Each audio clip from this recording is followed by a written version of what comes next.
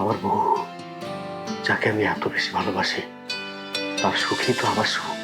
সে ভালো থাকুক, আমার পরিশ্রম হোক, সমস্যা নেই।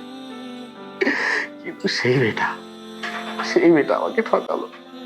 কেন করলে? কেন করলে তুমি এসব আমাকে বলো? আমি আমি তো তোমার কোনো অপূর্ণতা রাখিনি, রেখেছি। তুমি আমাকে বলো।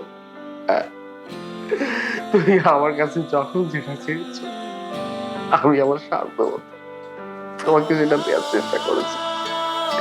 তুমি জানো, আমি যখন বিদেশের মাটিতে পড়েছিলাম, আমি কত পরিশ্রম করেছি তোমার জন্য।